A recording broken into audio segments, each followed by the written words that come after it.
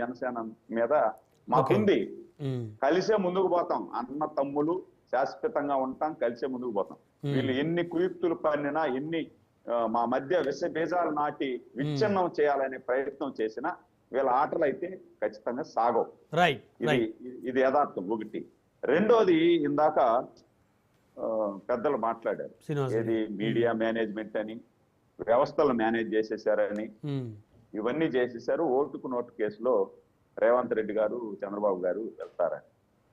ఆయనే వ్యవస్థలు మేనేజ్ చేశారు అంటారు. మళ్ళా ఓటుకు నోటు కేసు చూసారా, సుప్రీంకోర్టు చేసింది అంటారు. మరి వ్యవస్థలు మేనేజ్ చేసేటువంటి శక్తి సామర్థ్యం మాకుంటే సుప్రీంకోర్టులో ఆ కేసు కొట్టించేస్తున్నామా? మళ్ళా ఫస్ట్ నుండి ఎంక్వైరీ చేయమని చెప్పి సుప్రీంకోర్టు ఆర్డర్ ఇస్తే మేమెందుకు చూస్తూ సరే అని అంటాం? మాకు వ్యవస్థలు మేనేజ్ చేసేటువంటి శక్తి సామర్థ్యం ఉంటే కాదండి ఆ కేసు కొట్టేయండి అని చెప్పి కొట్టించుకునేసి ఉంటాం కదా.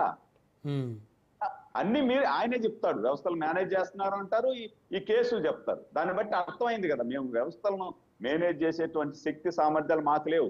గత 5 సంవత్సరాల్లో మీకు ఆ శక్తి సామర్థ్యాలు ఉన్నాయి. ఆ వ్యవస్థలను మేనేజ్ చేసి ఏమీ లేనటువంటి కేసులో అర్ధరాత్రి చంద్రబాబు గారిని నోటీసు కూడా ఇవ్వకుండా 53 రోజులు లోపల పెట్టారు. మళ్ళా జగన్మోహన్ రెడ్డి నిన్న లేక మొన్న వచ్చి చెప్తాడు, ఏమంటే అతను ఏమన్నా టెర్రరిస్టా, అతను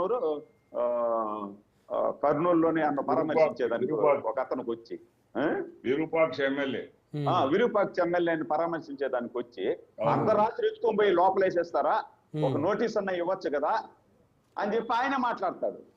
అంటే విరూపాక్షని మాట్లాడేటప్పుడు మీరు మాట్లాడుతారు. మరి 40 సంవత్సరాల రాజకీయ చరిత్ర ఉన్నటువంటి వ్యక్తి, 3 సార్లు ముఖ్యమంత్రిగా చేసిన వ్యక్తి, ఆయన్ను మీరు నైట్ 2 గంటల కంటే అలాగే ఎత్తుకొని వెళ్ళిపోతే నోటీస్ కూడా ఇవ్వకుండా, అది కదా వ్యవస్థలు మేనేజ్ చేయడం అంటే. ఒకటి ఫైనల్ గా ఒకటి. రెండోది, ఇప్పుడు నిజంగా మేము ఆ విధంగా మేనేజ్ చేయగలిగితే జగన్మోహన్ రెడ్డి గారిని గత 2014 నుండి 19 వరకు మేము అధికారంలో ఉన్నాం. ఇప్పుడు మళ్ళా మేము 2 సంవత్సరాలు అధికారంలో ఉన్నాం.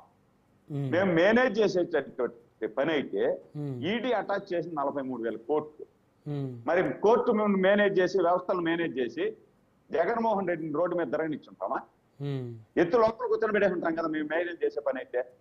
అలాగా మేము కూడా జగన్మోహన్ రెడ్డిని ఎత్తి లోపల పెట్టి కూర్చొని పెట్టేసి ఉంటాం కదా. మా చంద్రబాబు నాయుడిని అరెస్ట్ చేసావు, మా కార్యకర్తల్ని మా ఇబ్బందులు పెట్టావు, యాట్ను కోసినట్టు పల్నాడులో మా కార్యకర్తను కోసేస్తే మీరు.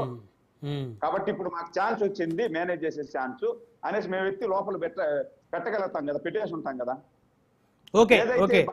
బాబాయ్ బాత్రూమ్ లో గొడ్డలతో వేసేసినారు కదా, ఆ కేసులో కూడా మేము మేనేజ్ చేసే పని అయితే జగన్మోహన్ రెడ్డి చేసేసినాడు. మీరే కదండి మేనేజ్ చేస్తుంది.